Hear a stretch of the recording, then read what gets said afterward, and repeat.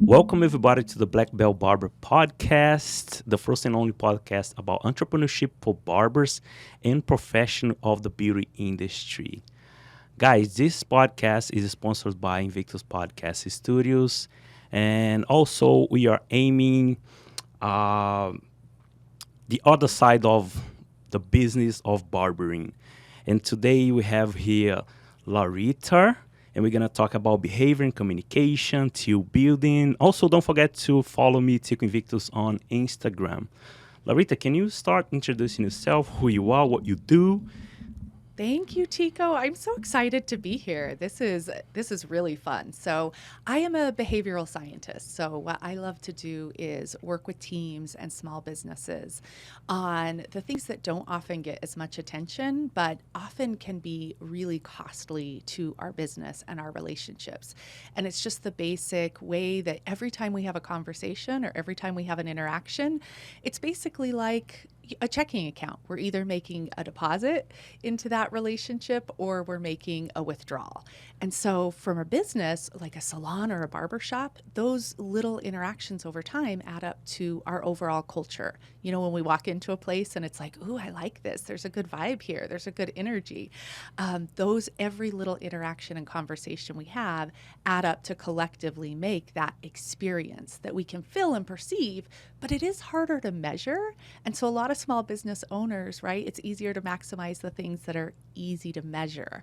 So I really love playing in that murky space of behavior and communication and helping people really leverage it to be a strength and an asset for their businesses.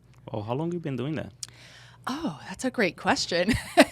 Can I answer that question without dating myself? It's a couple of decades now. So I started my career in consulting. So I worked with really large Fortune 50, Fortune 500 companies, doing data analysis. I have a background as a statistician, and I originally came to this model. So I have my degree is in industrial and organizational psychology. So I have a strong business background. So it kind of combined both the psychology and the business in my education. And I was so fired up, like coming out of grad school, I'm like, oh, there are so many things businesses can do to help people be happier, and happier people are more productive. And I'm just, ready to change the world. And then I went into consulting, and eventually, I didn't change the world, but I did get my spirit broken a little bit, right? These really big companies, learning these really cool tools. But what happened is, a lot of these cultures, their management style was control and punish. Not that different from a lot of parenting techniques that many of us grew up Yeah, with. me, For me sure. too. For sure. Yeah. So, over the years, once I went and got my independent certifications, I really developed a passion for working with smaller businesses because those changes happen a lot faster. And Yes.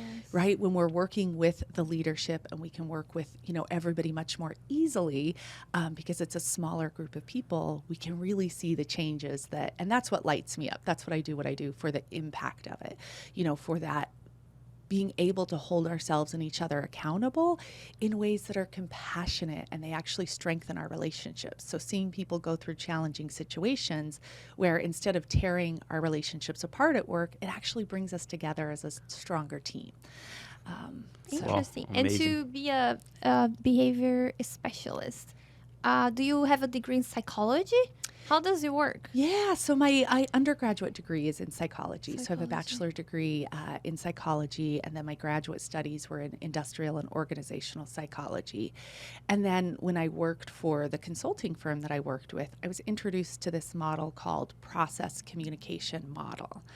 And I just laugh when I think about who I was in the room at that time, probably at the back of the table with my arms crossed. And like, I've seen every model that is out there. Like, they're all, whatever. I'm a ENJ, or I'm a green, or I'm a, and I was like, personality models, they're just a way of putting labels on people that tear us further apart. And, it's labels are yucky, right? It's Yeah. like they Very. don't help bring us closer together.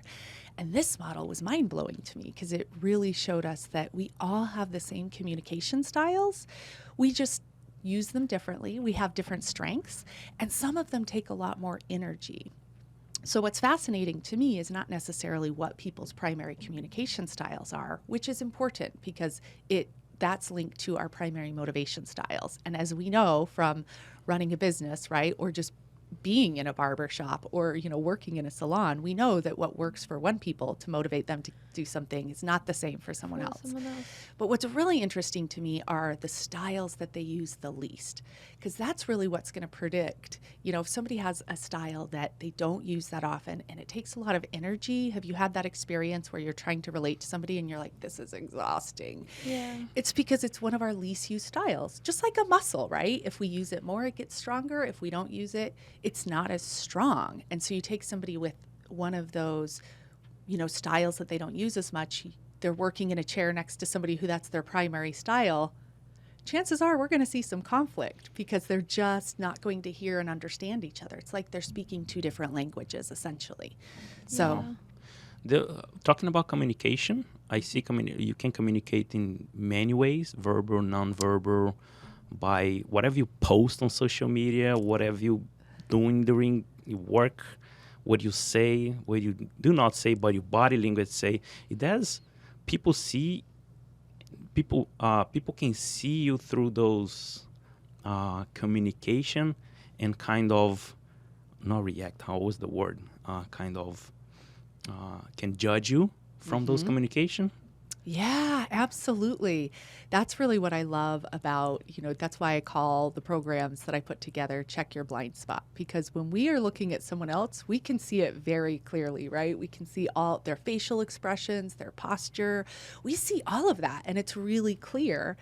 Now, we might interpret it wrong, right? Like if I'm crossing my arms, people might think I'm standoffish or I'm angry. Maybe I got that really strong on me. Sometimes I try to just rest my arm and that is a position like you're about to say that is like I'm not interested or I'm tired of this. Right. So and then I right away just uncross. Right. That awareness is key. Yeah. Like a lot of times I just get cold. I didn't grow up in air conditioned, right? So here in South Florida, I'm always cold. Right. So there's two different things that we can work on. Is one, our self-awareness, like you were talking about, Tico, of like, oh, people might interpret this differently than I mean. But also as a listener and receiving information, of having the awareness of checking our own stories, right? Of like, is that true? Is that really true? And you're right. I think what impacts communication and relationships is oftentimes the things that we don't say. Those are oftentimes the things that really get in the way. What do you say? Nonverbal communication? Is that nonverbal, right? It is. Yeah. Okay, because you don't know what you're doing with your body language, but people can't feel and judge you because of that. Right? So people think, oh no, I don't want to say that. That's rude, or I might cause problems. Like, you got the problems there. The problem is there. Right? It's going to be communicated, like you said, through your face, through your actions. If you continue to go on not addressing it, that's how something really small over time becomes this big, it feels like this big chasm you have to try to get across because it's happened so many times and it hasn't, we haven't discussed it. Or we've discussed it and we didn't really have the right tools to discuss it and work on some kind of win-win opportunity, right? A lot of things you can't resolve them, right? You're working into a chair next to somebody who likes to, be loud and right? And you're like, I like to focus and I like a quieter work environment. Those, you're not going to really get that resolved, right? That's always going to be there. But we can talk about it and work through it in ways to come up with win-win solutions instead of just letting it become this bigger and bigger issue where, like you said, then people are rolling their eyes. Then you can just tell from like anybody who's walked into a room and there's nothing being said, but you just feel that. You're like, were you two just fighting? Like, what happened, right? You can just feel it without nobody saying a word. Yeah, right. Yeah. We feel it. So it's like we're not getting away from these situations by not talking about them. But it does really bring me a lot of joy to give people simple tools of how do we talk about it effectively so that instead of just having arguments and fights and having the same repetitive rah over and over and over, that we actually are progressing and moving towards something that we can both be happy with. Well, I think communication is the best way to solve things and get things done. Yeah, I agree. I take that for real in our life, like marriage. We always sit down and talk. I always been very clear with her. look, I don't like this. I did like this. Can we do like this way? I always communicate. She knows it. I'm not lying. But it wasn't like this. Yeah, We no, changed, yeah. we evolved to that communication. It wasn't always like that. Evolved, yeah. Even in working together was we didn't have that communication because since we start our business, we are very much immature. We start the business, we mixed roles, and we were kind of bumping heads a lot. And then we start like, okay, self-awareness. So this is not working. Let's sit down and talk and divide our roles. And from now on, this is your role, that's my role. And every time something happens, we sit down and discuss that, get things done before we get to the house. At the house, that's our personal life. So now we're very good communicators with each other. Yeah. That's Yeah. amazing. She's not that much. I'm better. I'm way better. Now we learn to That's- tell each other what we don't like. Like, please don't do this. I don't like it because he can't guess. He doesn't have a crystal ball and Yes. he can't read my mind. So, Chico, please don't do this. I don't like it. And you do the same. Ligia, don't do this. You see the way you said that? Don't do that because it upsets me. And then we start changing our behaviors with each other. And then it improved our relationship. But that's what happened, I think, with a lot of couples and people in general. The ones who are doing it well, for sure. I mean, we have no option, right? For at least for us, marriage is like for life. So either we learn how to deal with each other, or we learn. We have no other option. And I love that you describe it as a learning process because I think for some of us, right, it's kind of like it's not a Disney movie, right? It It's doesn't not. just happen No. that way. In every relationship, there's a learning curve, and we either Yes. invest in being open with each other and sharing and learning about each other and working on it and experimenting. Like, okay, we tried that didn't work. Okay, well, Try hey, at something least we else. learned one more thing that didn't work. Let's try something Always. new. And it's the same even in our professional relationships. So it's like if we could do that same investment in learning and being open, and our primary relationships, like a marriage, is the best place to learn, right? Especially if you have a partner who's willing to practice with you in healthy ways. And it sounds like you just described the really healthy ways of practicing. You know, the challenge is that a lot of us have been doing this in unhealthy ways. Yeah. So we have to unlearn as well. But I didn't realize it when I started my business that family-owned businesses would be my primary clients. And now it's like, of course, like in hindsight, it's 2020, right? I was like, well, of course, because people who are married to each other and run businesses together, you know, or families, siblings, those relationships aren't going anywhere. So they're the most invested in actually doing the work and practicing something different to get to a healthier place in their communication and interactions. You work with them differently. People that work with their relatives and different companies that doesn't work with relatives, you have a different strategy. You know, that's a great question. Interesting. Thank you for that. Yeah, I've never thought about it, but Like if actually, they're family, right? Right. It's different than if they're just partners that are not family. you know, it's actually not that different because if you think about how much time we spend at work, we often spend more time with our coworkers Then family. than family, you know? I mean, and so a lot of the teams that I work with are very close. And just like families, some of them have more unhealthy patterns in their relationships and some of them have healthier starting points. But for the most part, all of the clients that I work with, whether they're related and family or not, they're all very much invested in wanting their relationships to be better. I have a question for you, but then if you have, let's talk about work. If you have a team with people that are willing to work or they're emotionally mature to realize like, okay, we need to get this better. I want to work on it. It's easier than if you have someone that is not aware in your team that person like needs to, how can I say? They need self-awareness first, right? Yes. How do you deal when you have a person in your team that doesn't have any awareness, any control of their emotions? So it becomes difficult to have a healthy professional relationship. What's your tip to deal with that situation? Can be really difficult. And I love the question because a lot of times I will, get a call and a request and like, I have a problem employee. Can you come in and work with this one employee? And my answer is no. And here's why I will not come in and just work directly with that one employee.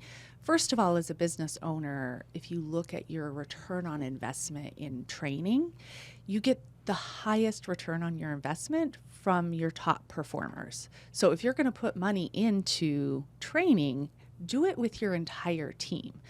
I believe that training should be a reward, not a punishment, right? And that trying to train one person individually to have self-awareness is tough. And the thing is that it's also not really setting that person up for success, but bringing them in and working as a whole team, their behavior is impacting everybody else as well. So it's not just a learning curve for them to have awareness. They might be a little further down the path in terms of things to learn than the rest of your team. But working together as an entire team, even if you do this on your own, as your own, if you're a salon owner or a barbershop owner, or you work with other independent people and you decide to just sit down and work through it on your own, there's a lot you can do on your own. But do it as a team, because everybody else is struggling to deal with this person's behavior as well. And there's an opportunity for them to learn how to speak up in ways that are kind and compassionate, just like you two described, of like, I don't like this, right? A lot of times that's the great opportunity of just telling people, I don't like this. And sometimes that's a big shock, right? Of like, oh my gosh, I've been doing this for a long time. And if everyone starts telling this individual, like, I don't like this. Do you believe this is hard for people to say, I don't like what you're doing, what you're saying, I don't like this? It's hard for people saying, express themselves. And there's a reason for that, because for the most part, if you look at kind of how businesses and management techniques evolved in this country, a lot of officers came out of the military during wartime and went in to start businesses, right? And went into executive and leadership positions. There's absolutely nothing wrong with that. That's amazing. And over time, what happened is the communication and the leadership styles became less, they're not really that diversified. Yeah. So what happened is it kind of became our culture of like, oh, leave your emotions at the door, right? Versus, oh, let's talk about stuff.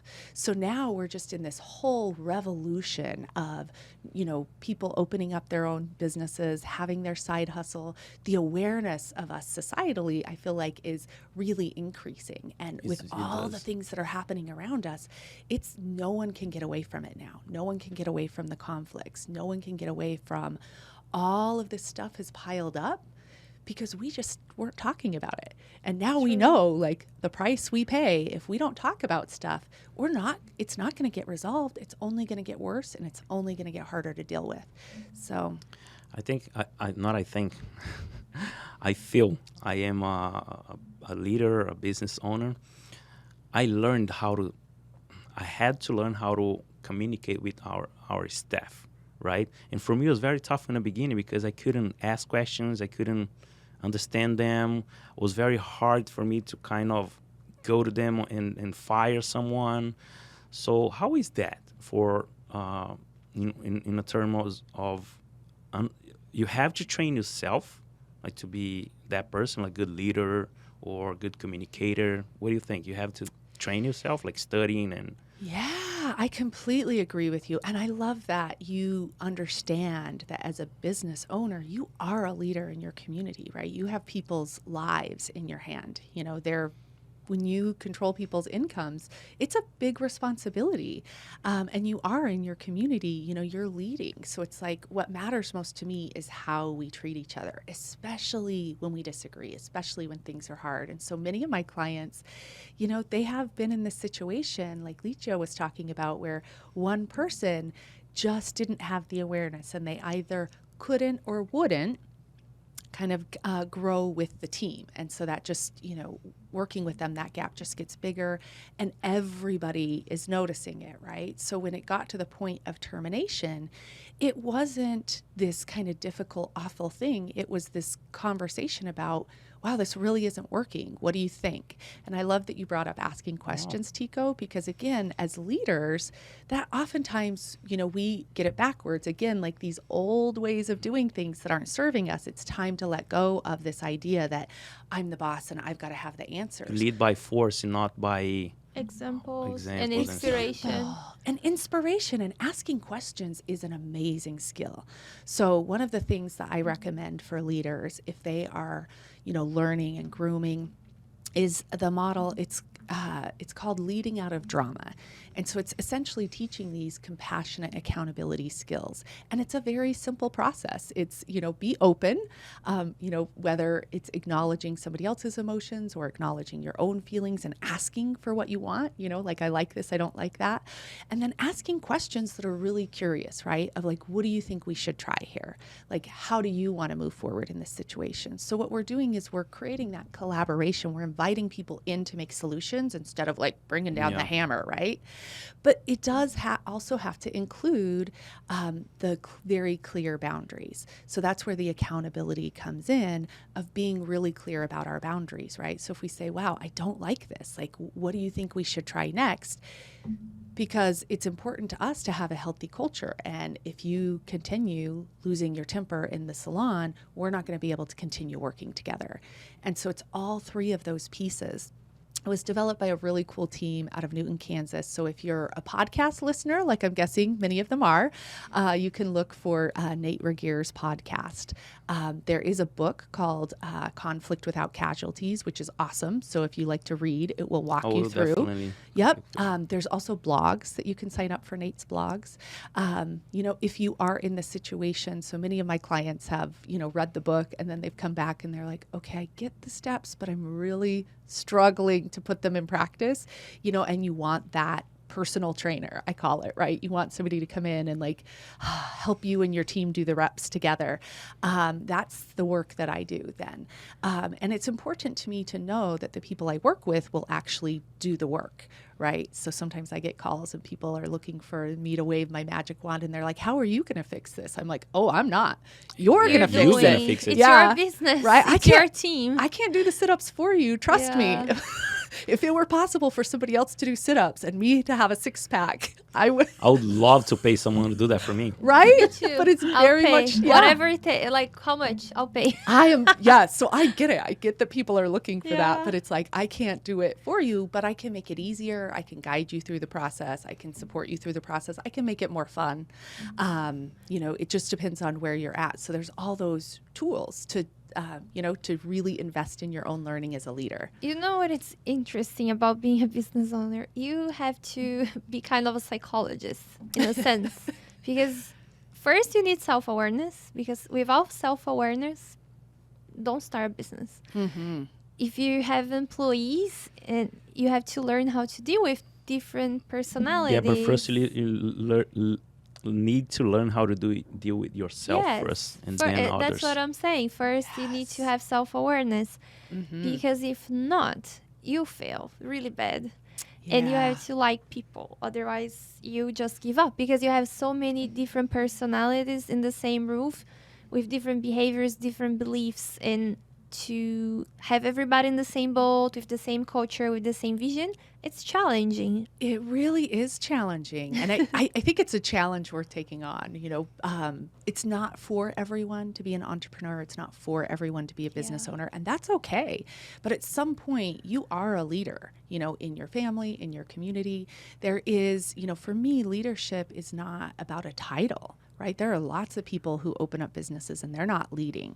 Leadership is about, can you see where you're at? To your point, do you have self-awareness of yourself? And first, most importantly, because if you don't have self-awareness, you can't really be taking an honest look at where your team and your business is. And then do you have a vision, right? So then it's about leading people to your vision. If you're a leader and you're just trying to be in your place of vision and like holler at people of like, get over here, it's never going to work, right? You have to go meet them where they're at and then, sometimes take them by the hand and lead them to where you want to go. So for me, helping leaders have those tools of self-awareness of like, why do these certain things frustrate you?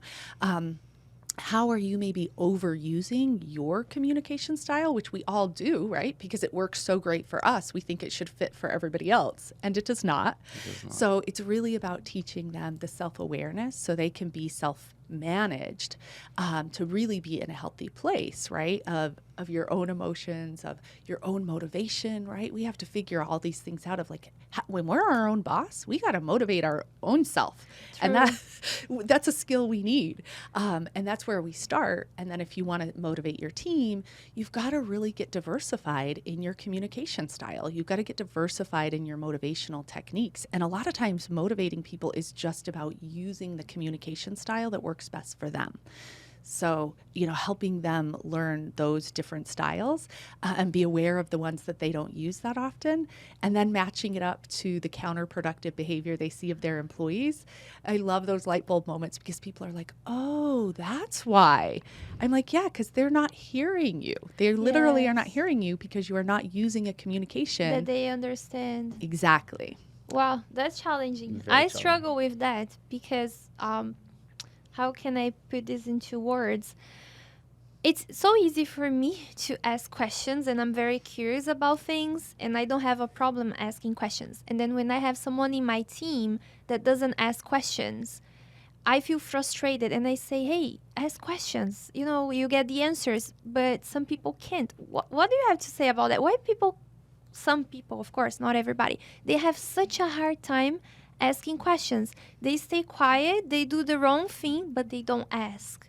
Like, why this phone should be here? Just ask, and then I will, myself or someone else in the team will explain, oh, this phone should stay here for this and that reason. That's why we keep it here. Mm-hmm. What do you do with someone that doesn't ask questions to help them change this behavior? Because if you don't ask questions, you don't get the answers. Yeah, that's a great one. I love it because this is a perfect example of where we face these kind of blind spots that challenge us as leaders and as business owners, because it's like, I don't understand. So how do I help them with it when I don't even understand where they're coming from? Yes. So there are different styles. So back to the process communication model, it's been around for decades, and it's a really magical tool. And so for me, it helped me answer this question of like, oh, I understand my style of asking questions, and now I'm also starting to understand other people's. So it could be a variety of things, but for 10% of the population that oftentimes are very quiet, their primary style is imagination and reflection. So they have a very rich internal world. We could see that as a deficit, but keep in mind, this was Einstein's primary style, right? There's a lot going on in there. But their primary communication style is direction. So if we're not using the directive style of communication, we're probably never going to find out all their great ideas, right? Like maybe they're like, well, tell me how you imagine doing this, is different than saying, how do you imagine doing this? It's a very simple change, but if somebody doesn't respond well to the requestive channel, meaning questions, right, and you can just turn it into a direction, and maybe, also that time to reflect is important, of like, take 10 minutes and tell me how you imagine the phone working best. How do you imagine that? And they may come back with, oh, look, I just did it. I asked it as a question, right? We've got to have so much self-awareness, to your point. But the great thing is that when we're in these professional and our personal relationships, we get the opportunity to go back and fix it, right? So the idea of that frustration is your friend. That frustration is your little reminder of like, that communication wasn't effective. Let me go back and try something different. So let me go back and try stating it as a direction instead of a question. Like, come to me, each day at noon with at least one question. Maybe you'll get a really different response from this employee. Maybe that's not what's going on, right? Maybe there's something else going on entirely, but it is this process of experimentation where we start trying new techniques until we hit one that works. Because otherwise, it's expensive for us to stay in that place of frustration. Yeah. And it's very expensive, right? True. You walk into a salon and there's that frustration. Your clients feel it. Clients feel it. Everybody feels it. Everybody feels it. Everybody else in the salon or the barber shop feels it, right? So it's when I talked about like the debit or the credit of it's like every time there's that frustrating experience, the entire salon takes a hit. in terms of the amount of energy that we have to share with each other. So it gets really expensive over time, and we think that we can just, let me just get rid of that employee, right? Or maybe they can just go rent a chair somewhere else. Sure, that sounds like a short-term solution. And a lot of times, hey, I'm not about keeping people around that aren't a fit. That's not what I'm advocating at all. I'm advocating have the conversations, figure out why, is it truly not a fit? And we should go our separate ways? Or is there some opportunity for awareness for you and I to both get better at the way that we communicate? Because I guarantee that employee might go on down the road, they might go rent a chair somewhere else, but that situation of people not asking questions, that's not going anywhere. That's going to come back. And the next time it comes back, you're going to have all this frustration stored up that you're bringing to it. And that's really dangerous, right? Now you're bringing all this frustration from the previous to the new situation that makes us even less effective. True. Talking about behavior, I think, if you have someone in-house, like working, and everybody start behaving and bring that negative aspect to the environment, right? It's contagious. And talking about behavior, that's how I see, and then I'm going to ask you why and how we solve this, okay? I think behavior comes from experiences. Experience become thoughts. Thoughts become a belief become actions, and actions turns into results.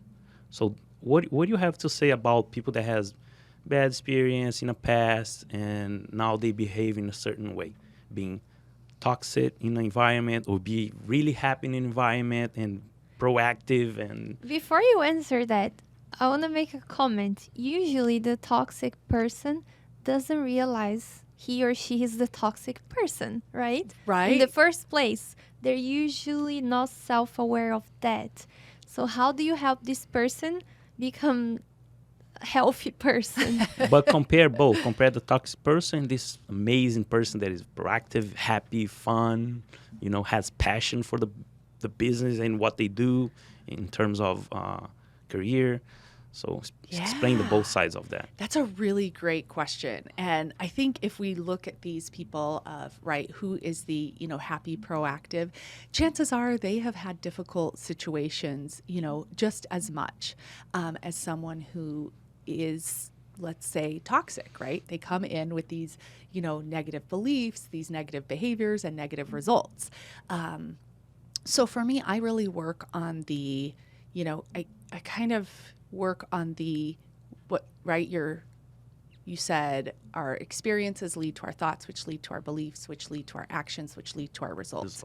So I really play a lot in the action and results space.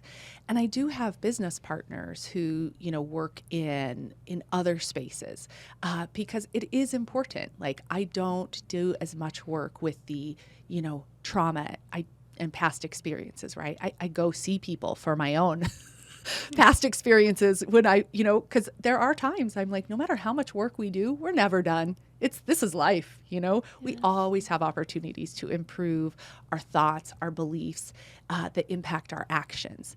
And so, it's before important. you go forward, I'm sorry cutting you off because it just something came to my mind.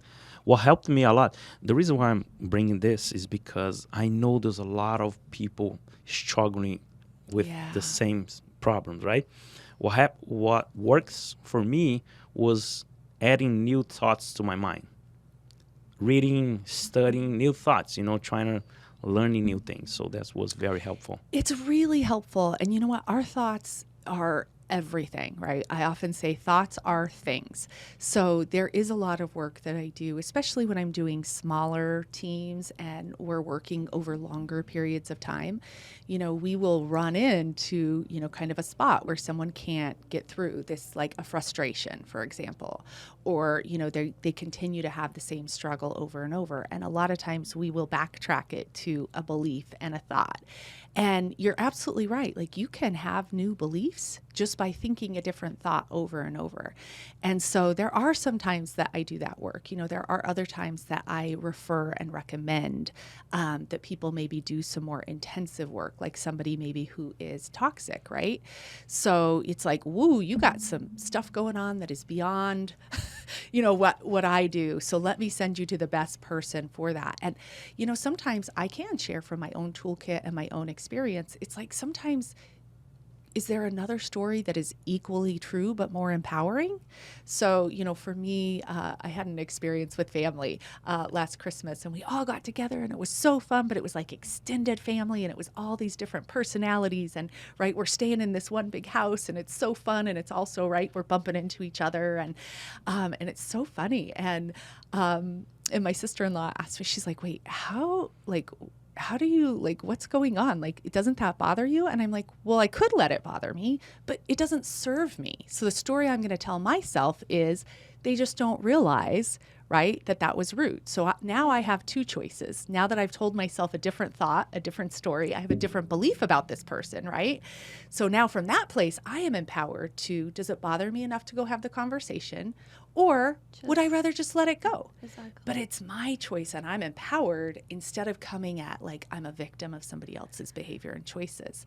Amazing. So to Lichia's point about the awareness and how we help people, that I think is a really important question.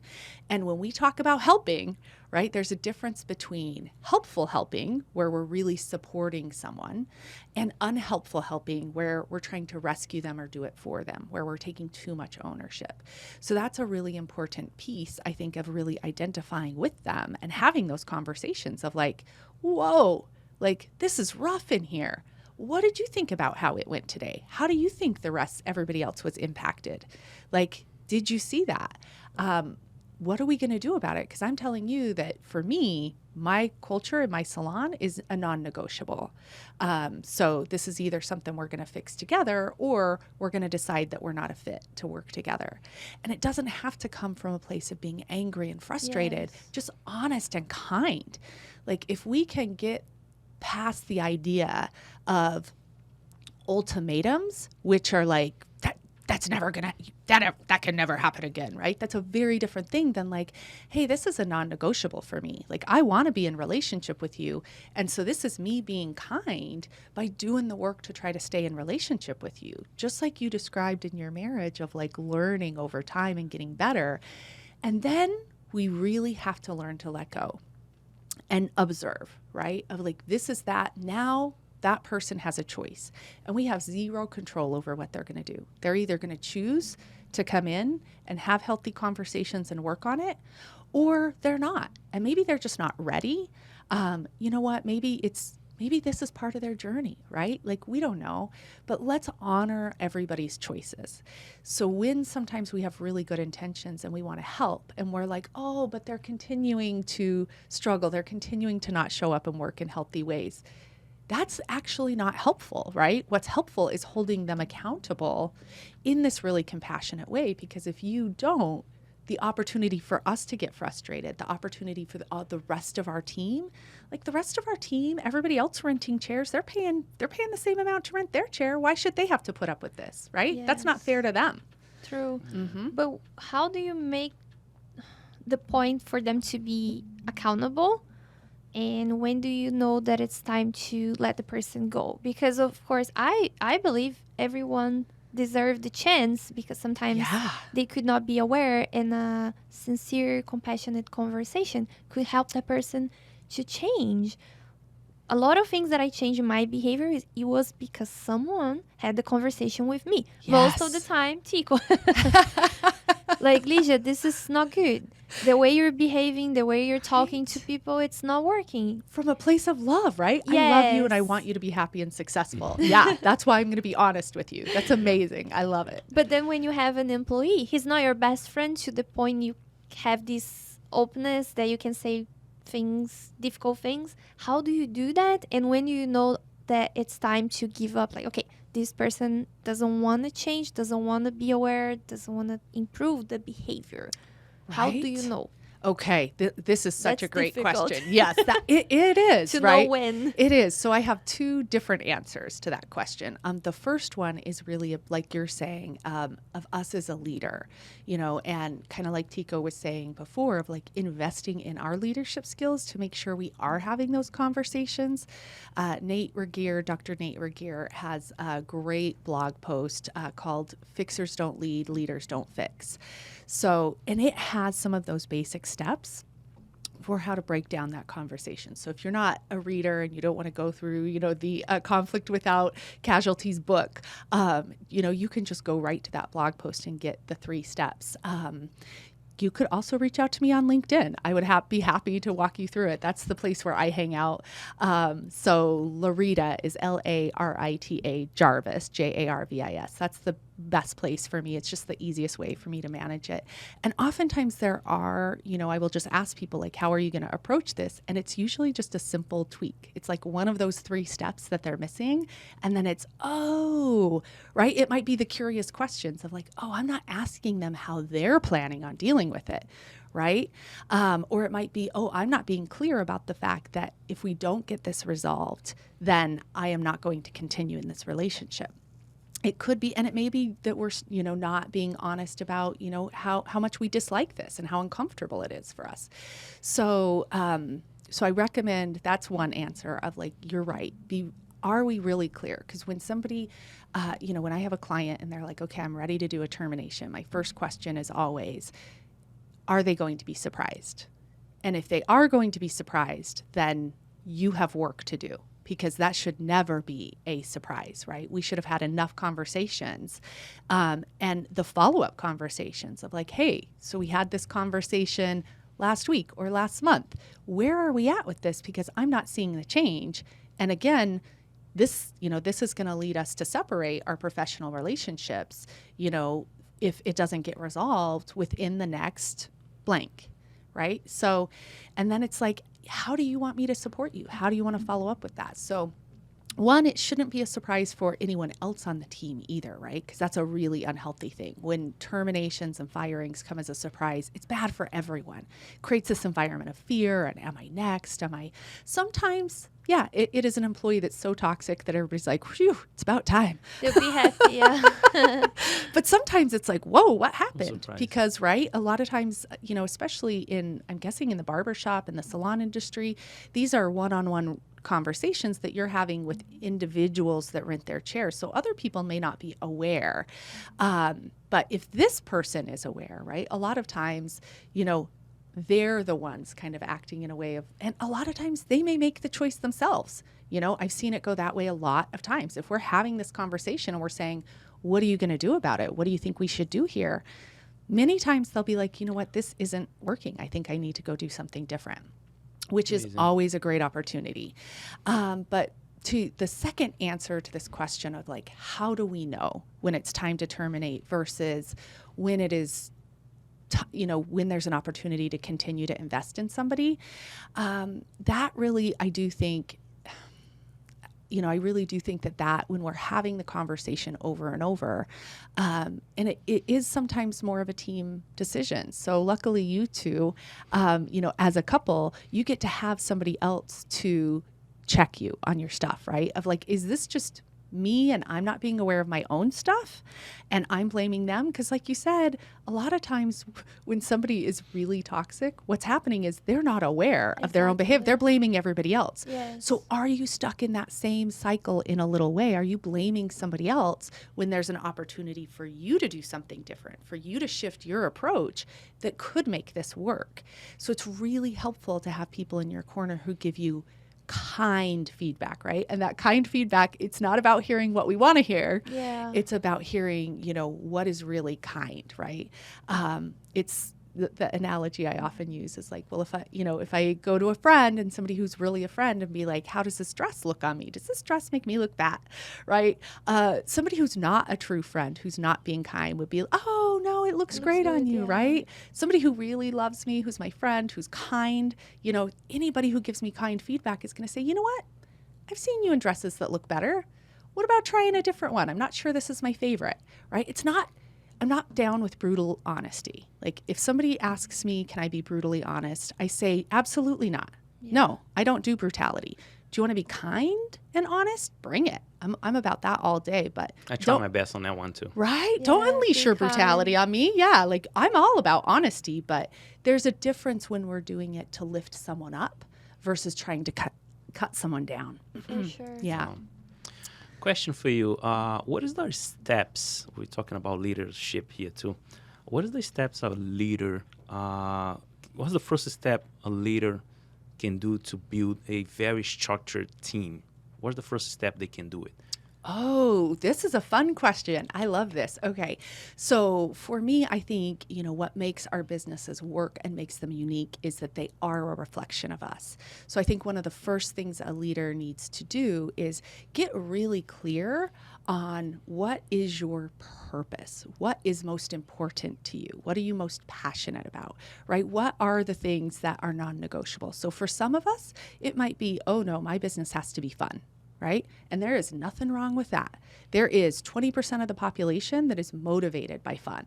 So this whole idea that fun in business doesn't work, first of all, in this era of staffing, like if you're missing out on 20% of the population that could be working with you, that's a big old chunk of recruiting that you're missing out on, right? Other people, it's like, it has to make sense for me. I need it to be structured. I need it to be logical. I need to make a certain amount of income. All of those are fine. What's important is to know what it is for you, because as we go into business and we go into lead, everybody else has their ideas of what we should be doing and how we should be doing it. And so being really clear and grounded on what's most important to you is really important, because as you start to build your team and your culture, if you don't have that, then to try to have these conversations over and over and realize, like, can I help you become a fit? Or, is this maybe not a fit and we need to go our separate ways? It's going to be tough to have those conversations if you don't know yourself what is most important to you, right? Because then you can't communicate it to someone else. Yes. If you are not clear about, I've seen that the business is always the reflection of the leaders. Business that I was treated in a way I didn't like it. I saw the manager, the owner treating the employees in a bad way, and it just passes on and everybody's treating everybody in a bad way. Or if, let's say, you have a complaint and the manager, instead of acknowledging, okay, let me hear your complaint, what happened? Their behavior will be a reflection of how the owner takes complaints from customers. Usually the business is the reflection of you, how you behave. So the way you treat your employees, that's the way they're going to treat the customers, usually, right? Exactly. So if you're not clear about what it's, as you said, important, for instance, for us, the being honest, it's something unnegotiable. We can't handle lies. If there's something bothering you, tell me what's bothering you. If you're late because yesterday you're partying, don't lie that, oh, I got sick. Or just say, sorry, I didn't wake up. I didn't see the alarm. I will appreciate that. And I won't be mad. I will be okay. It happens. It happened to me in the past. It can happen to anyone. But don't lie. Like for us, the truth is unnegotiable, right, baby? I believe that everything comes from above, right? From the leaders, from the owners, the presidential chair. It right? does. Mm-hmm. What should I'm gonna do this two sides, okay? If I'm starting my business, okay, if I'm starting my barbershop and I'm opening my salon, I'm very raw. So what should I looking for in qualities, in personality, behavior, to build my team very strong, structured? When you're hiring? When you're hiring, and the other side, if I already have a business all set up, it's been going for years, and then I have a lot of turnovers, and both sides. Can you explain how? Yes. Oh, happily. Yeah, happily. And it is going to bring us back to what we talked about before of your awareness of yourself as a leader and how much you're investing in your own skills and diversifying your own motivational and communication styles. So there isn't necessarily a quick fix for this, right? These are complicated issues because we're looking for people who have the skills for the job.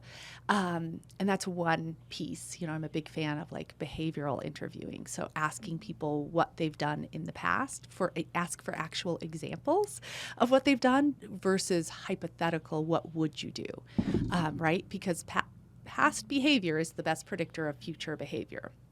And you can use that same technique for figuring out how they handle challenging communication situations too. So, really finding out of like, okay, well, tell me about a difficult client you've had before, or tell me about a time you didn't get along with somebody, that worked in the barbershop with you. And then, tell me about how that you handled that.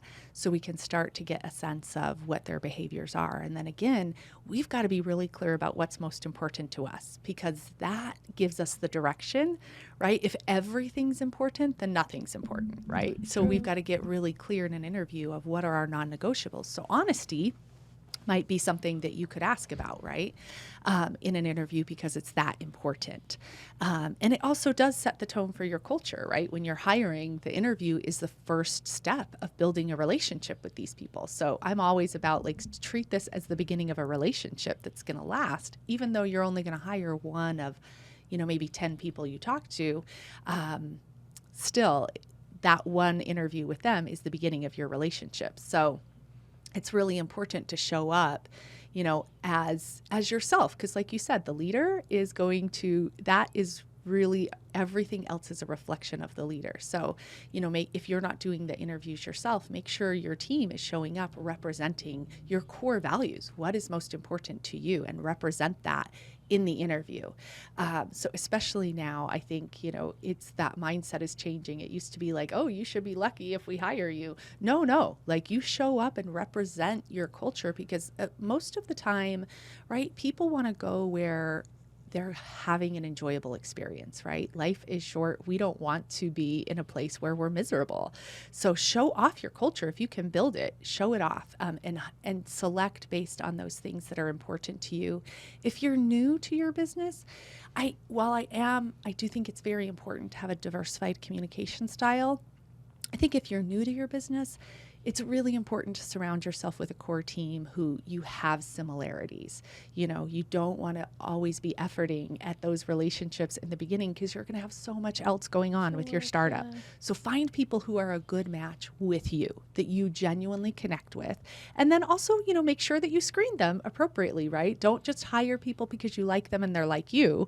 That can be dangerous. You need people who have additional strengths that you don't have. So don't get too caught up in that. So as you move forward in your business, then I really recommend, look at the diversity of your team in terms of how they communicate, right? Do you have people who are fun and creative and bring the liveliness?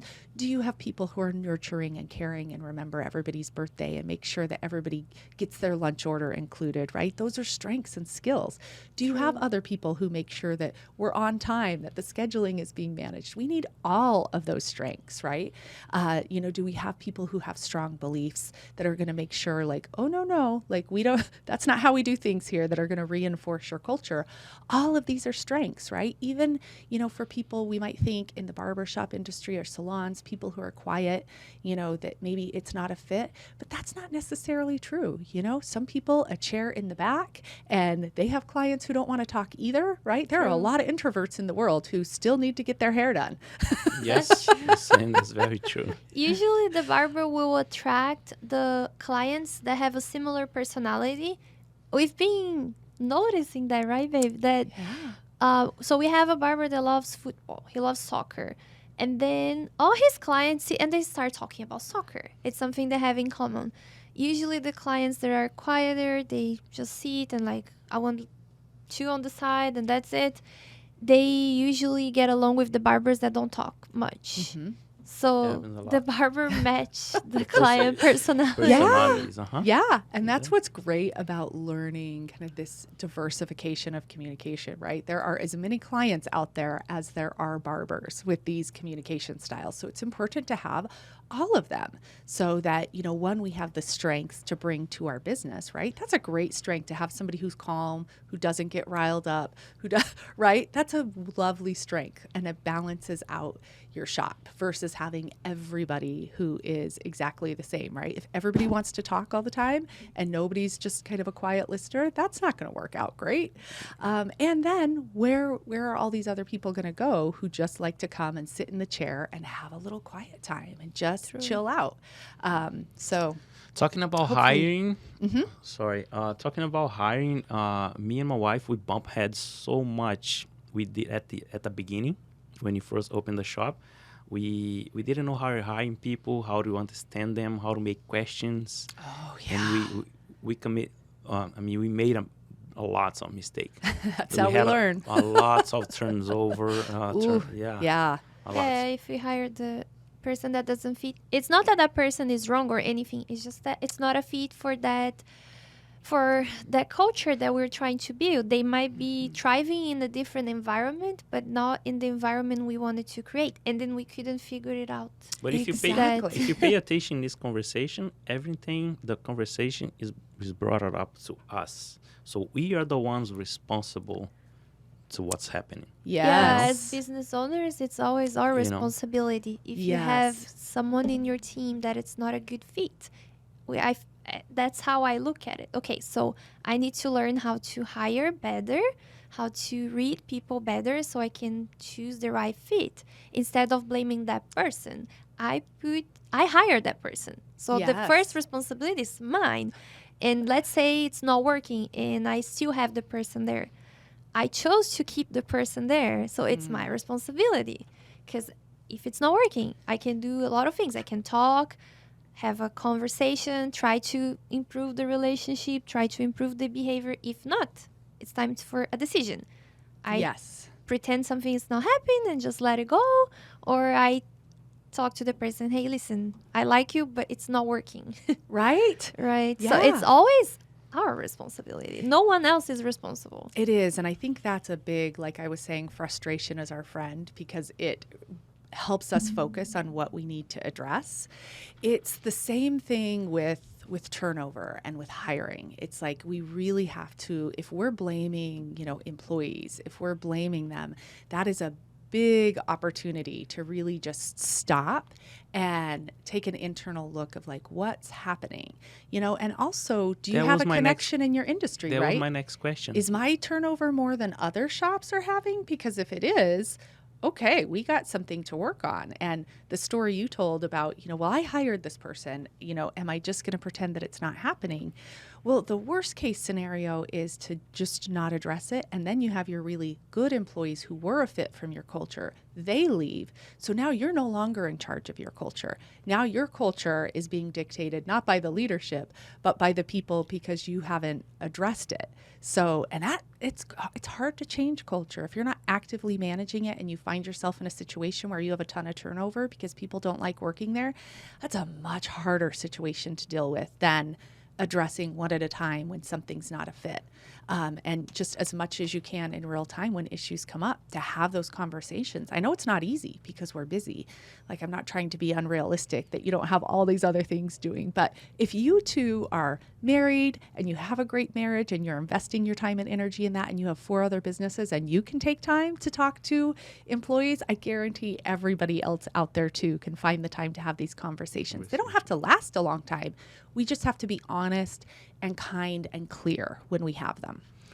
Wow, amazing.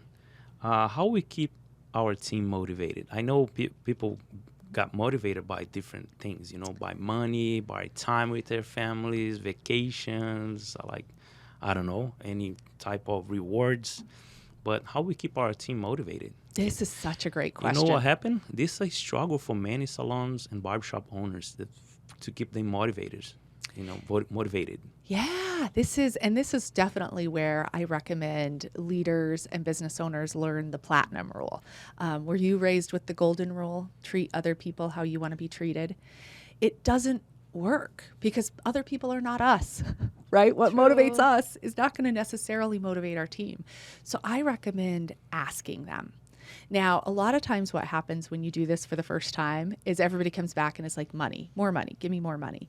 Here's the truth of the matter, though. Research shows that the amount of money that people make, your paycheck, gets you to go to work. The amount of effort that you put in during the day while you're at work is not related. It's not No, related it just to the gets money us to either. show up. Uh-huh. Yep. So awareness, right? Not everybody necessarily has awareness. We think that we're motivated by money, but we're really not. There are all other kinds of things that we can do during the day.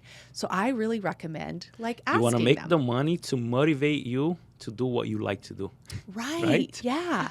So, depending on what your business is like, these again may be like a quick, like, hey, let's have a quick 2-minute huddle, or, and let's just kind of talk about what it would be for you. Or, you can have individual conversations, or you could create a quick little survey or email people, text them, whatever works for you.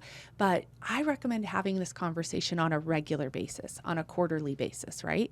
And that again, we've got to be clear with our boundaries, right? So it's kind of like, hey, like I want to help do something to motivate and inspire you, over the next whatever month, couple months, this year, whatever. I don't recommend doing a year. I recommend like quarterly, right? Because it's our behavior, it's a day-to-day, moment-to-moment kind of thing. So, ask people and then be like, hey, will you tell me what your ideas are? And here's the budget.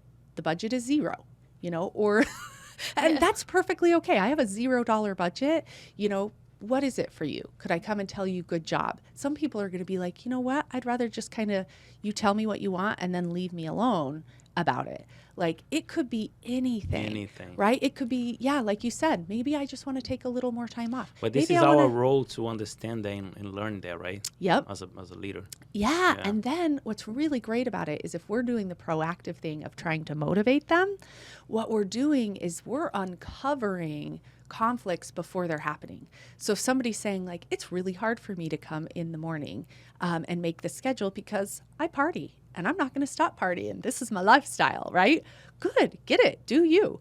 Does that mean it's not a fit for you to be here because you have to be here in the morning? Or is there another schedule that we can work on together, right? So if you're asking these questions about what motivates you, what would make it even better for you to work here? What would your best week or your best month look like here at this shop? Those questions are not only going to give us some information about what would work best for you, and have a sense of humor, right? Because people are going to ask us for, I want $1 million, and I'll chuckle and I'll be like, so do I. I want a 12 vacation, but right? with money in my pocket. Yeah. I want you to never be annoyed and frustrated when I come in late. I want that too. But let's be realistic, right? We can have fun with it. Our sense of humor is a great tool. But it shows that you're honest, that you're open, that you're listening to them. So it's creating these bonds and these relationships that if we don't have those conversations, it's a lot easier to leave. The number one predictor of turnover is the person who directly manages you and what your relationship is with them. Some people have career goals. Some people might want to open up their own shop someday, right? If you're having those conversations with people, they're going to trust you more. They're going to start opening up more. You're going to start uncovering issues that maybe are preventable and you can solve them in advance, yes.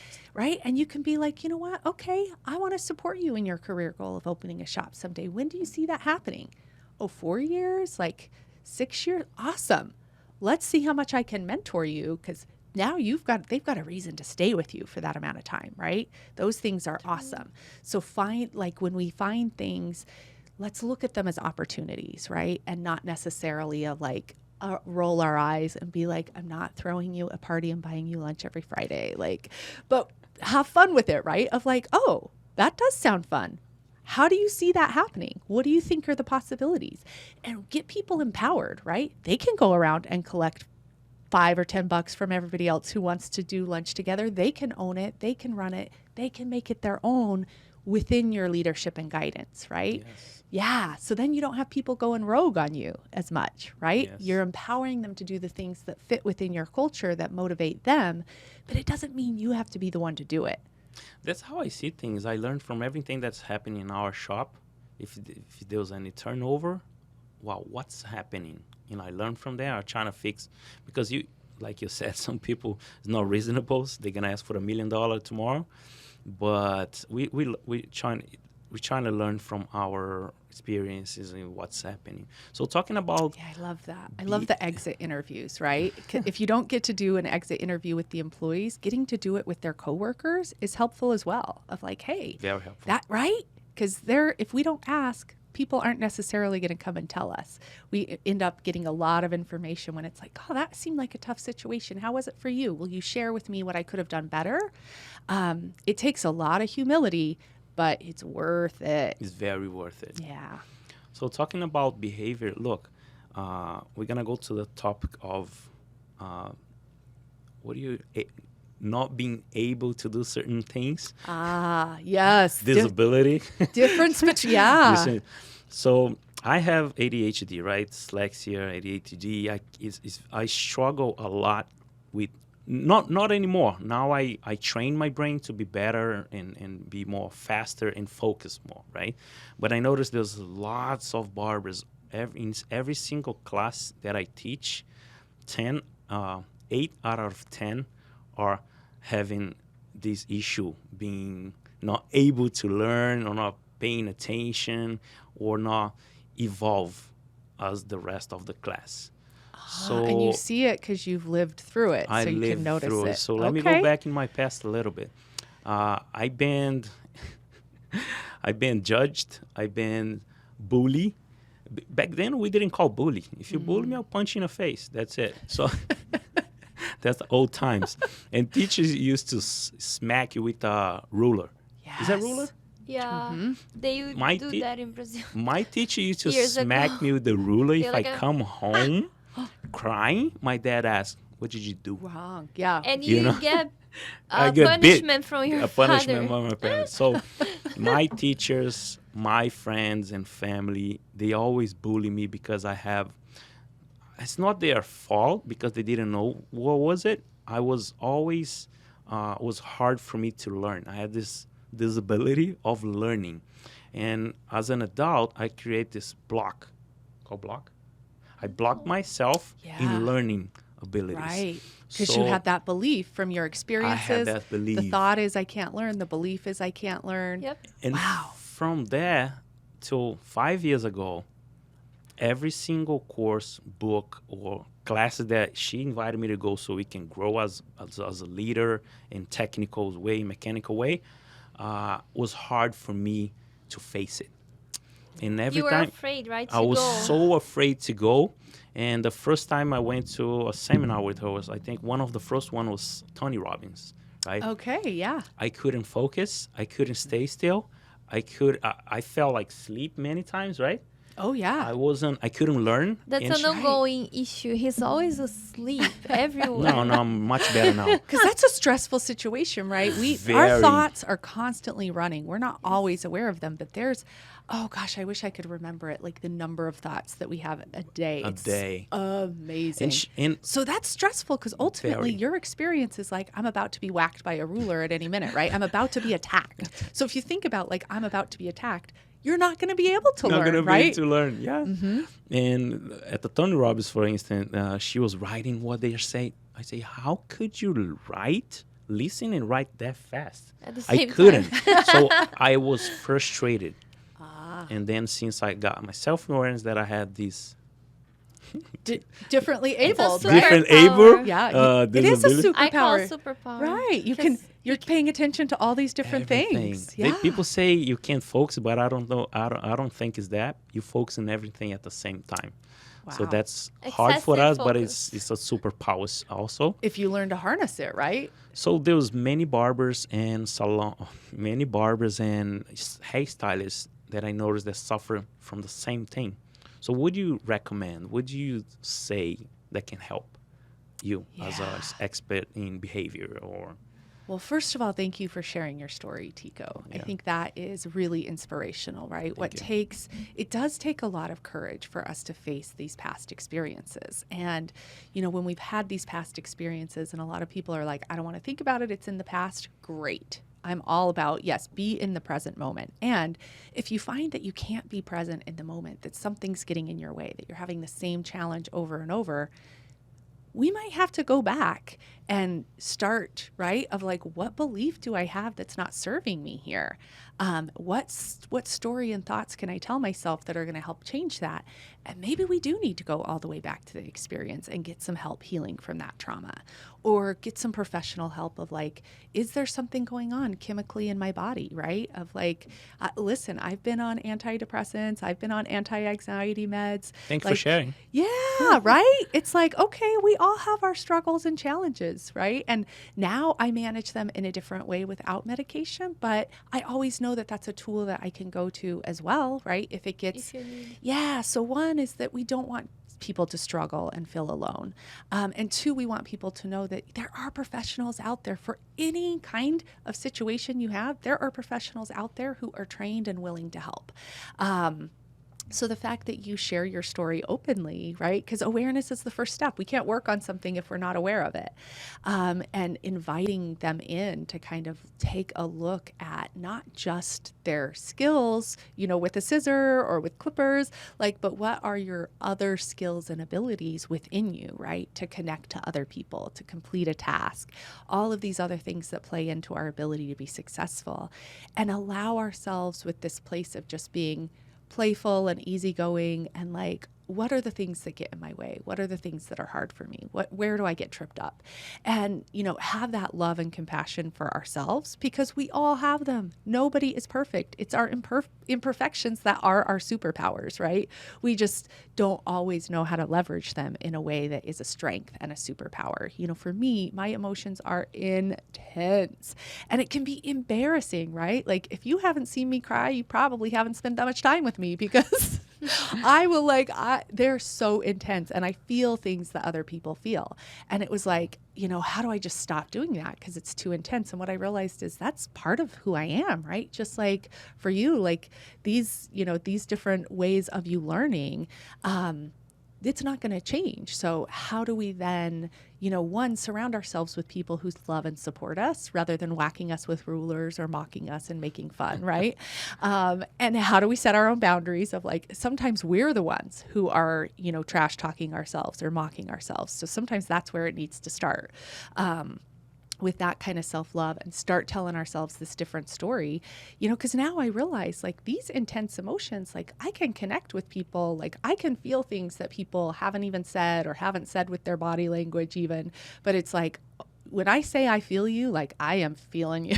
Like I'm in it with you. What are And you I feeling think, here now? right? Love, just so much love and openness. It's so fun. Like I get it. And I also, you know, it's given me the ability to be with people in some tough places. So, you know, when I tell my clients of like, just, it's fine. Like whatever you're going through is fine. I've either done it myself or I've seen it. So nothing is going to surprise me. Nothing's going to put me off. Like I can be with people in those tough places and just be there with them, right? Without giving into the urge of like fixing it for them, or, you know, it's like, there's nothing wrong. This is just life, right? Life just sometimes serves us up some struggles. The stories we tell ourselves, the beliefs we have about ourselves, those things we can change. You know, we can change. We might not be able to change the experience or the situation, but we can change the story that we tell ourselves. And that is going to, right? We're going to act differently based on what we believe about ourselves. So it's worth it for us to do the work of like, you know, I'm a huge Brene Brown fan. I don't know if anyone else is, but she does a lot of work on shame. And she says guilt is one thing, right? Because guilt is like, oh, I feel guilty about being late. Maybe I'll work on that because it impacts other people waiting for me or my clients sitting and waiting for me. But the shame that we feel, that comes from not being open about it, right? Not being open about like, hey, I struggle with being on time. And then other people get to be like, oh, you know what, me too. It invites us out of the shame and into a more empowering place of like, let's just work on it together. Let's just laugh about it, you know, cry about it, whatever. And then let's just move on, because we're all having this human experience together. You know, we may not have the same struggles, but we do all struggle. So how do we be more compassionate with one another? And that starts with ourselves. We can't give something away that we don't have ourselves. So if we're truly believe that. Yep, Amazing. right? No one pours from an empty cup. So if you want to take really good care of your team and have the kind of team that stays with you and brings clients in, because clients enjoy being in that environment, It starts with our own self-love work, our own self-care, our own self-awareness. Yep, finding the relationships, like you said, sometimes exes are an ex for a reason. Sometimes we've got to move on from relationships that don't fit and are holding us back in order for us to continue growing. And that's Amazing. not always easy, but it's worth it. Very It's worth it. What Very worth it. do you have to say scientifically? Let's use more the psychological side and not just our guess and opinions about that. But how would you recommend for a business owner to deal with a person in the team that it's always victimizing themselves? So they're always putting themselves in a place as a victim. I realize that usually has to do with trauma from the past, their childhood, or whatever it might be the case, but they're always playing the victim. Oh, nobody likes me here. Oh, the client was rude to me. Oh, the receptionist didn't say hi this morning. What's your I love this scenario. Love It this. happens a lot in salons happens and a barbershops. lot. I don't like the way she said hi.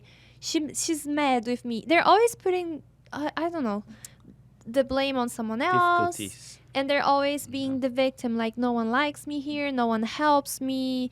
I help everybody, but no one wants to cooperate with me, or the owner doesn't recognize me.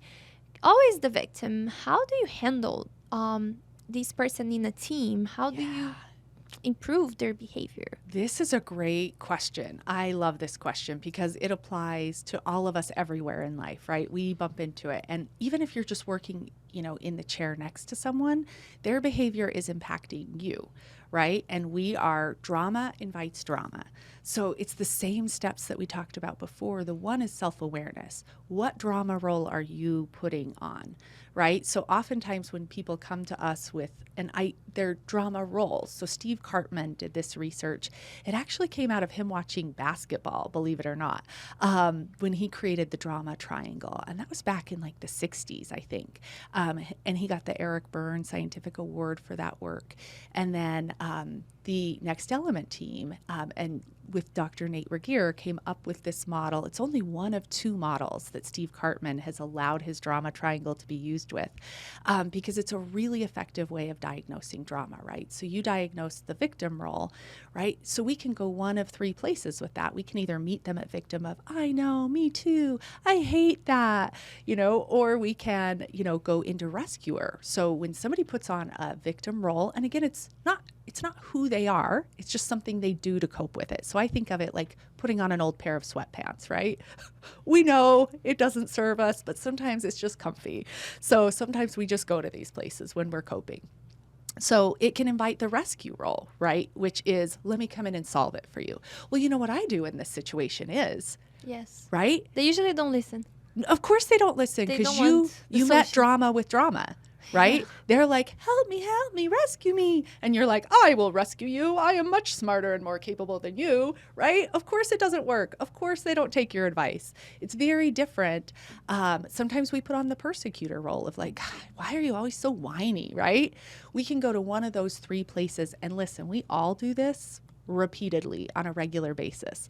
It's not necessarily about never putting on a drama role. It's about recognizing it when we do, or recognizing it when someone else does is even easier, right? Because now we can give ourselves a pause and be like, okay, I have two choices. I can either put on my own drama role, which would be to come in and rescue and try to give them advice that they're not going to take. And then I'm going to be right back in this situation, only more annoyed next time. Or I can do something more effective, which would be this leading out of drama technique. I can be open, I can be resourceful, and I can be persistent instead of, choosing a victim role or choosing a rescue role or choosing a persecutor role. So the shorthand for that is ORP. Right? So I can come up with a quick ORP to keep myself from going into drama. But to your point, how do we help them and how do we change their behavior? Ultimately, they will choose. But the great thing is that we start figuring out what's the difference between people being able versus people being willing, right? So we get to then set our own boundaries. So, an open, resourceful, persistent statement might sound like, "God, you know what? I really hate seeing you down. I want to support you. What do you think would be more helpful and empowering in these situations? Because I'm not willing to just listen to you, complain all of the time." One thing I did uh, with a person that I can't avoid because it's a person really close to me and I have to deal with that person that is Yeah. always complaining. is Wasn't me, always, right? No. You complain a little bit. And then I get mad, like, Chick, stop complaining. Um, so See that? Drama invites drama. it's a Mhm. person that I can't avoid, right? Sure. And this person is always victimizing herself all the time. She's always the victim. She's always the good person. And then the friend betrayed her. She's not recognized in the job. She's always complaining. I did everything for this person, and see, this person left. Whatever. Always drama, always drama. And then in the beginning, I would be the rescuer, right? Trying to find a solution. And it doesn't matter how many solutions. Oh no. The Don't get sucked person- into that trap. Yeah. Mhm. It's crazy. Like, if you give 10 solutions, the person will give you 11 reasons why it doesn't work. Exactly. It's very different than asking them, "What have you thought of trying? What have you already tried?" Very different. True. But they will. But then I started asking questions, and it didn't work either because the answers were crazy. Were more like, I'm the victim. There's no way I can do that. No, I can't. Yes. I can't solve this. It's not my fault. It's they're not my able problem. or they are willing, right? That's what you're saying? Able or willing. And Able that's or why willing. those 3 steps are really important. When they first developed the model, they thought, oh, you can kind of do open, resourceful, persistent. As long as you do it, you can do it in any order. And then after years of research, they realized, like, no, you actually have to do it in this specific order, because if you're just, open and resourceful and ask questions, but without the boundaries, again, it's like, I'm not asking you for like magical right? Of like, oh, well, I'll win the lottery and then I'll go on a yacht and I won't have to deal with this. That's not right. The boundary is really the important piece of like, so it's like, hey, like, I hear you. This is difficult. Like, how do you think you're contributing to these situations? Because I've noticed that you continue to end up in this situation, and I don't want to keep seeing that happen to you. So that's another kind of way of adding a little of the accountability in along with the compassion. If we're just compassionate, it's great and it feels good, but nothing changes because we're missing the accountability. If we only have accountability without the compassion, that's where we get high turnover. That's where we get relationships that end because we don't have the caring, to sustain the relationship with the accountability. My third thing that I did, so I was asking questions and the person would give me the crazy answers. It's not a employee.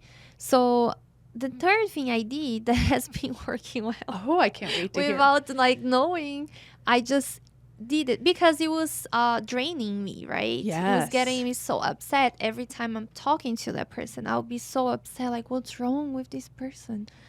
Always complaining, always the victim. I'm tired of it. Yeah, what did The you try? So I just changed the subject. And after I started doing this, if the person says, I talk about something else, or I say, you know what? I have something to do. I have to hang up.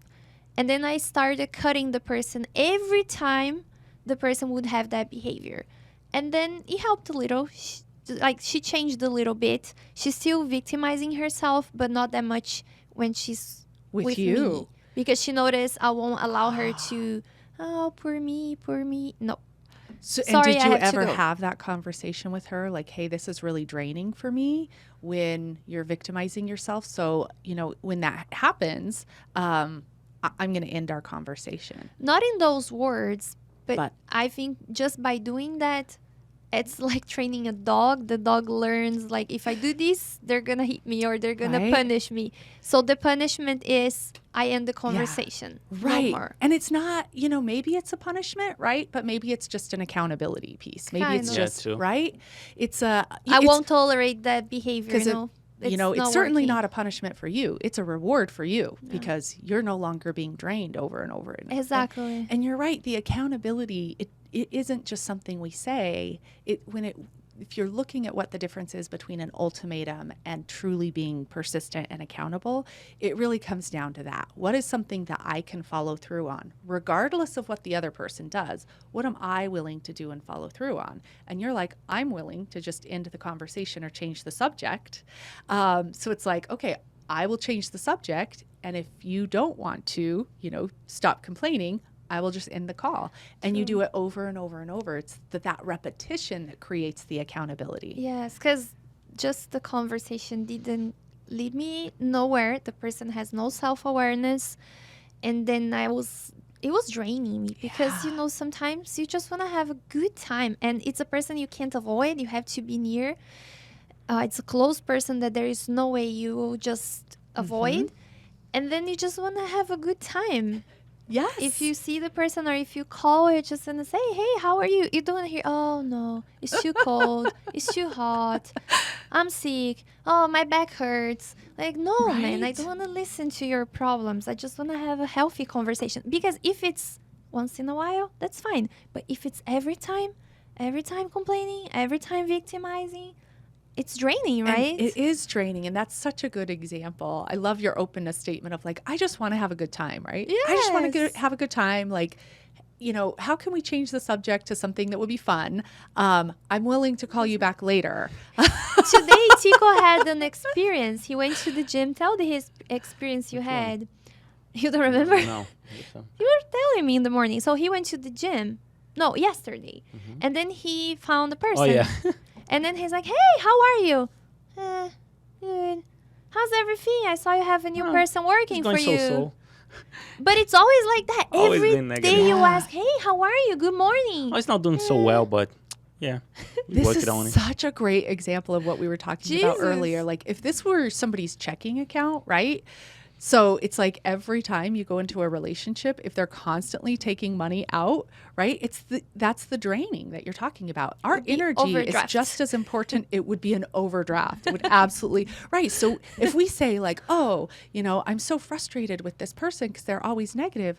Well, we were the one who let them get to overdraft status, right? So not about blaming, just about awareness, right? How can we manage these relationships? Because our energy is a resource, especially as business owners. Like the amount of energy that we have and where we want to spend it and how we want to direct it is just as important as the amount of time and the amount of money that we have. So managing that and not letting people just overdraft these accounts is an important skill to have.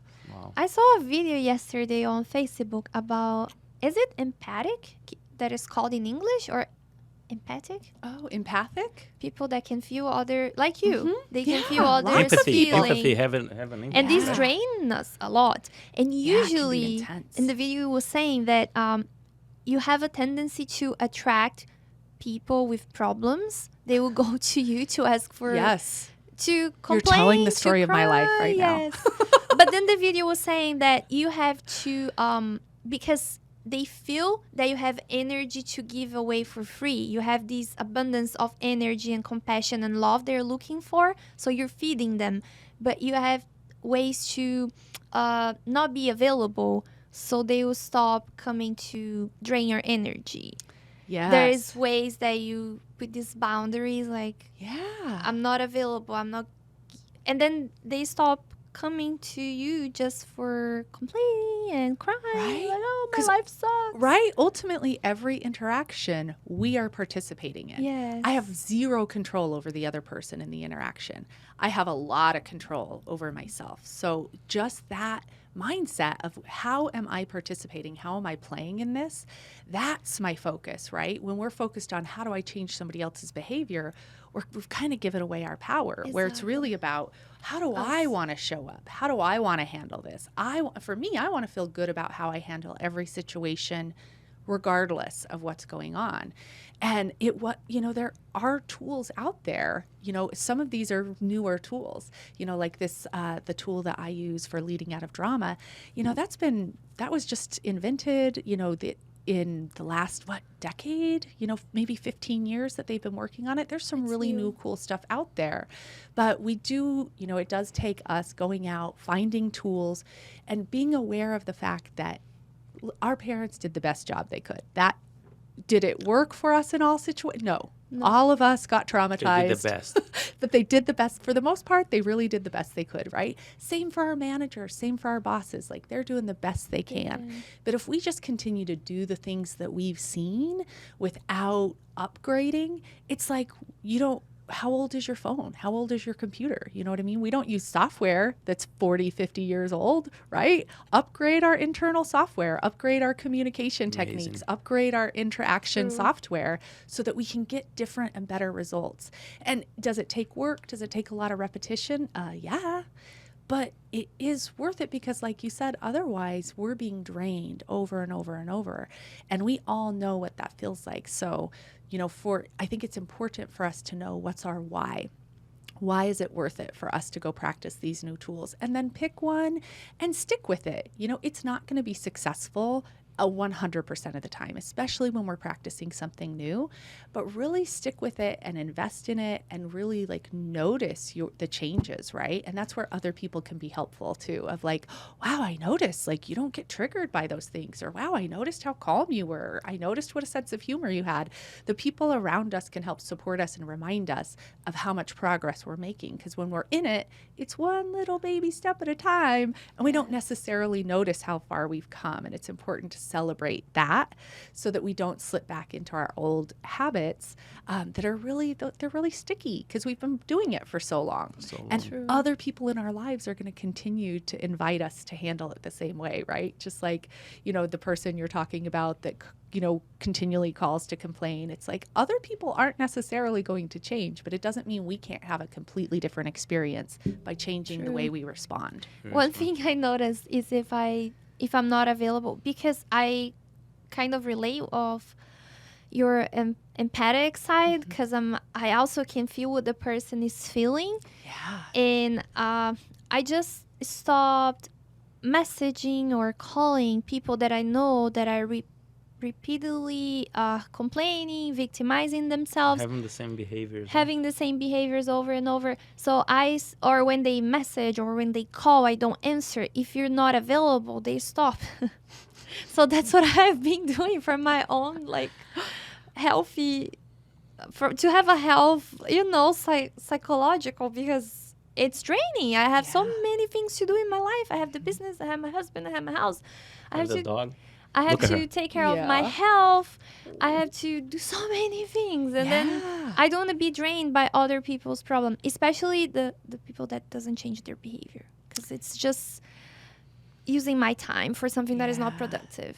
If I Yeah. see the person is changing, is looking for change, is moving in the direction of change, then I'll be there supporting. But if I don't see same behavior over and over, And 6 months, 1 year, 2 Right. years, It is Man. important for us to surround ourselves with, relationships that fill us up. Again, it's like, Exactly. no one can pour from an empty cup. So it's like if we're constantly giving and giving and giving, then there's really nothing there. True. So I can totally relate. I had the same experience, and I got to the point where I didn't feel good kind of ghosting on these On the person? friendships and relationships. And so, thankfully, I now have tools that I didn't have back then. And I can tell people, just like the conversation we're having, I can be real about it. I can be like, I care about you. I want to see you be happy. And I have a certain amount of energy. And the amount of energy that I have for complaining is really limited. So if How that's do you what react? Right. when you're Everyone's a little bit straightforward? different. Now that I've done it more, I'm surprised at the results. When I first did it, it was like, we talked about body language earlier. It was like, I'd be so tense and I'd be You're like, afraid "Oh." of the reaction. Yeah. So I had to really unpack my own beliefs that I could make other people happy or make other people unhappy.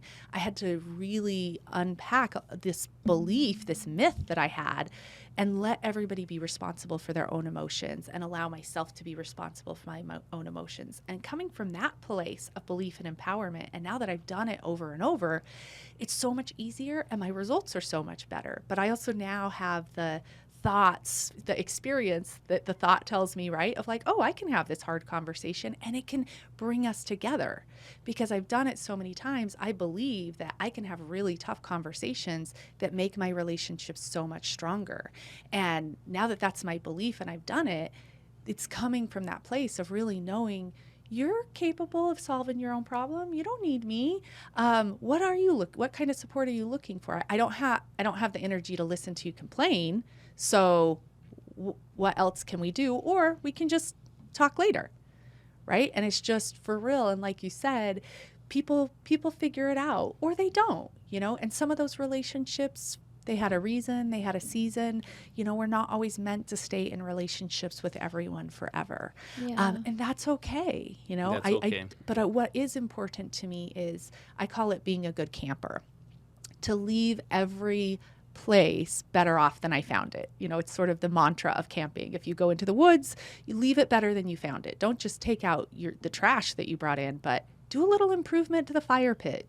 Make it a little better. And that's my approach to relationships. Every relationship, I do want to leave the people better off. And sometimes people are not that appreciative. Sometimes I'm a little too subtle and they miss the point, right? And I end up having to come back and be like, hey, you know what I was trying to say earlier? Sometimes I'm a little too direct, right? And I miss the mark, and it's like, and I have to go back and I'm like, you know what? I'm really sad about the way that conversation went.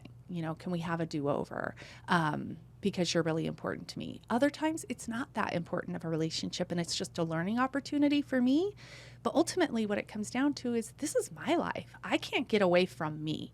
And I want to be happy, and I want to feel good about who I am. I want to feel good about how I'm showing up in the world, no matter what else is happening.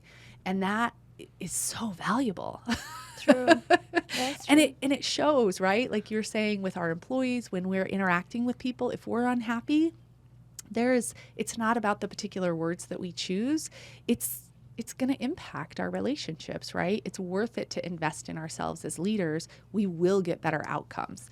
Yes. It will show up in our bottom line. I want to say something about that. Bruce Lee once says that empty cup is just a cup. A cup with the water becomes cup glass, not glass, cup of water, because the English cup of water. What are you trying to say? A pot without tea is just a pot. A pot with a tea is a, how do you say? Teapot. Teapot, right? Okay. So in this conversation, again, it always comes to us, right? It's how we fill ourselves with, What is this phrase in Portuguese? I couldn't don't get know, it. just in English. You couldn't get it? No. An empty I cup didn't is just a get- cup, right? Okay. A cup with water, it becomes A cup cup of of water. water. A pot, empty pot, is just a pot. With a tea inside, it becomes a teapot. Right? Now Right? it's a vessel. Like it's a vessel, and I love Bruce Lee. He was como é que fala o filósofo? He was a philosopher. Yeah. Philosopher. Right? Yes, He studied yeah. philosophy here in the States. Yeah, you look at his results, right? That didn't happen without being aware of yourself, without investing in improving Decades, like yourself you to explaining. reach that level, right? His actions, he repeated those actions over and over You have this to get to that level of success. Yes, this conversation always bring to us to become more, so we can give more. Yeah. So that's what I was trying to say. Beautiful. One last thing I want to ask you. Something that I'm struggling with. What do you do when you have someone that doesn't listen? The person is talking over you. The person doesn't listen at all. It's annoying. You used to be like I that. used to be that Me too. person. I Me used to too. be that Me person too. too. I used I to was be a that person. mad interrupter. It was awful. Exactly. And when I clicked, because we did a mentorship program and we were like fighting, talking over each other, not fighting, but like arguing. And then I wouldn't listen to him. He wouldn't listen to me. And then this person told me, like, I was so embarrassed. The person was just watching, quiet, just watching. And we're like, rah, rah, rah, rah, rah. I wouldn't listen to No, him. to him, even with him. Yeah. And when he would say something, I was like, rah, rah, rah, rah. And he's Cut like, them quiet. off, yeah. And then he would say something, I would cut him off. And then I don't remember the words, but he said something, hey, listen, I'm trying to talk. You keep interrupting myself all the time. You're interrupting your husband. That's very rude. And this goes nowhere. And you know. And it goes when nowhere. he said like it's very rude, I was like, whoa. I never noticed I was doing that. And I was doing with everybody. So that day changed. After that day, I would like, Misha, quiet. Let the person finish. In my head, quiet. Let the person finish. Don't interrupt people. It's rude. And then I started noticing that other people do that. Because before I wouldn't notice. Because I was the Right. one. Self-awareness, right? Yes. I was the one interrupting and talking over people. Because in my family where I grew up, everybody interrupts everybody. No one let the other talk. So that's what I learned. Right. That's how it is. Yeah. And then that was normal for me. What do you do when you have a person that doesn't let you talk, keeps talking, like, and then you start saying something, the person interrupts you? What's your tips to deal with That can be that? uncomfortable. It's a great situation. What have you already tried? I usually stay quiet and I find a way to leave the conversation as soon as I can because I notice like he's not listening to me. Okay, I want to hear you. I want to listen to you, but you're the only one talking here. It's a monologue. Like, I'm not Yeah. interested in a monologue. So Well, that's a great open statement we can start with, right? Like, I want to hear you and I want to be heard. How can we have a conversation that's 50-50 where we both listen to each other? Exactly. And, you know, if you just start interrupting me and talking over me, you know, I'll just come back and we'll have a different time. So again, that's our boundary. Like, I can get up and walk away and leave a conversation, right? Regardless of whether or not the person interrupts or isn't listening to me. And it's not, again, it's not like a magic wand. It's going to take that repetition. But, you know, kind of like the other situation, you're like, I just started ending the conversation, you know, if we couldn't change the subject. Again, it's especially if we're open with somebody and we don't have to do it from a place of judgment or anger, just this place of like honesty of like, I want us to both be heard. So, you know, how can we do that? What would be helpful, you know, for you to notice if you're interrupting and talking over me? Because if it continues to happen, I'll just leave and come back and have the conversation later. And if you do continue to just remind them of that, right, the behavior will change. Just like you said, you know, of training a dog. I don't mean that with any disrespect. I am an absolute dog lover. They are my favorite beings on the planet. And they're the best teachers too, because they show me where I'm not being clear. Right? And they show me where I'm not respecting somebody else's boundaries, right? They show us all of those because they give us the feedback, right?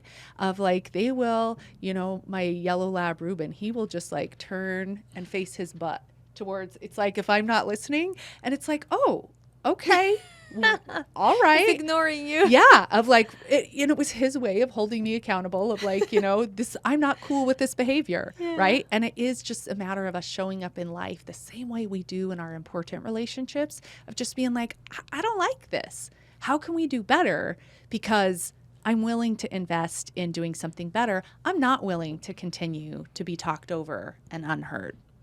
And it's just a matter of being clarity. Person. Let's say someone, it's a client, for instance. I won't have this conversation with them. It's just a client. He's there. Okay, I'll listen. Different. Yep. Just talk, whatever you want. You're paying me. I can listen. I can listen. That's fine. If I start saying something and he interrupts me, I just quiet. I listen. If it's an employee, then very different. We have to talk about it because you can't just talk over people all the time. We're having a conversation, right? If it's someone from my family, I usually try to have a feeling because sometimes I can still be that person that talks over. Let's say I'm having a situation and I'm very stressed, so I could come to Tico and start talking because I mean, you know, so the emotion is so strong. Right. So I try to see, okay, is that person under stress or is too happy? That's why he's behaving like that.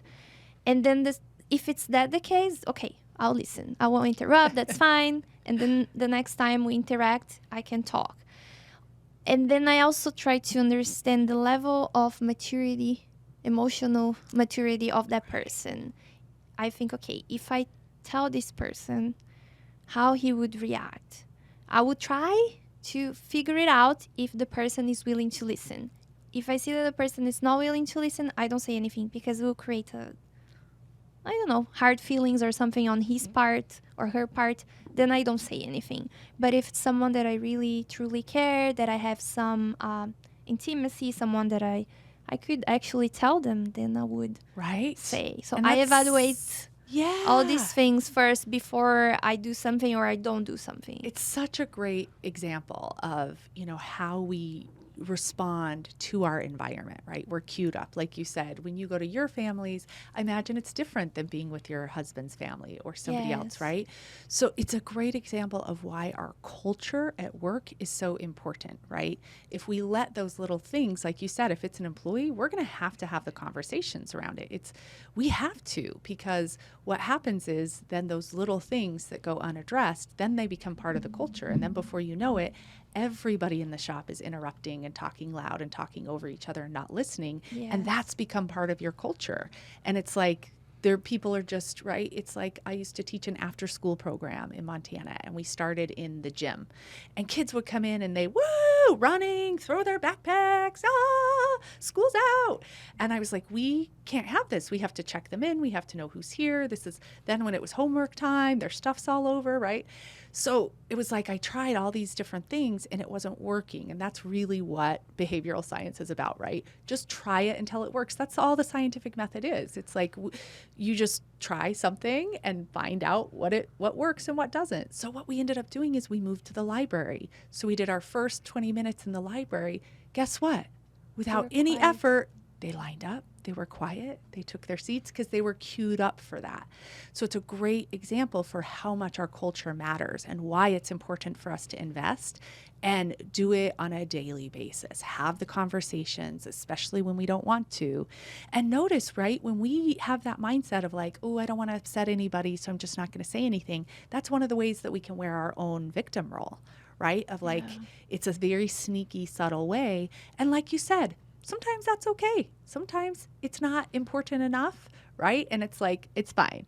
But there are other times when it's our employees, when it's our important relationships, and when it's really going to impact our culture, right? Then we have to do something. We have to do something, right? When your clients come in and they're like, oh, this doesn't feel good. I'll go get my hair done somewhere else that's enjoyable space to be in, right? We think that it may be hard to measure, but it does impact our bottom line. It will impact the amount of money that we take in. It will impact true. whether those good employees, those positive people, stay or whether they go, right? And if you find that a lot of your positive employees are leaving and it's sort of the negative, toxic employees that are staying, we got a problem work. that we got some work to do. We got some work Yes. to do. A lot of work to do. Larita, look, you are amazing person. I Thank told you you. before we started, your energy is up high on the roof. So good, great energy. Can you leave us with three words or three sentences could be that could help a business owner to understand and how to build a great, three words could be how to build a great team. Can you resume that in 3 words or Ooh. Three like tips, 3 maybe? tips? 3 tips. 3 advice. Okay, yeah. I wish, because I am really trying to work on my own marketing. So I'd love to come up with 3 words. I can do 3 tips. Will that work? 3 tips. Okay, yeah. we'll do 3 tips. So I would say my 3 tips for barbershops, salon owners, business owners. The first one would be the one that we've talked about a lot is be aware of yourself. So, Perfect. my saying for that would be check yourself before you wreck yourself. Much better for us to check ourselves and get some self-awareness than have to learn the hard way. That would be my first tip. The second tip would be ask for support. You're not alone. There are other people on this journey with you, and we all love to help. So don't hesitate to reach out and ask for support. The third one is be true to yourself. Know what matters most to you and continue on your path. It may not make sense to anyone else. It may not be true for anyone else, but it's your truth. So it matters to you, right? Amazing. Thank you. You have anything to say? No? No. Thank you very much for coming. It was an amazing conversation. I have learned a lot. It adds a lot to my life as a person and as a business owner. And thank you, everybody, for watching the Black Belt Podcast, the first and only podcast about entrepreneurship. Thank you for your likes and comments and reviews in the previous episodes. And this podcast is sponsored by Invictus podcast studios. Also, in this podcast, we are aiming to help you be informed, inspire you guys that you guys are watching, and also helping you grow your barbershop business. Thank you, everybody, for watching. Thank you, Larita, again. Amazing energy. Thank you very much. Thank you. Thank you. This is a great gift that Do you you're li- giving, but with this podcast, I admire what you're doing. Thank you. Can you leave your information on your Instagram or some Yeah. website, or something that people can reach you? Absolutely. My Instagram account is Ask Larita. So I do have some little videos and tips that you can go to for that. And then again, if you want to reach out directly, the easiest way to get me is probably on LinkedIn. Larita, Larita, and Jarvis, Jarvis. Amazing. Thank you very much, everybody.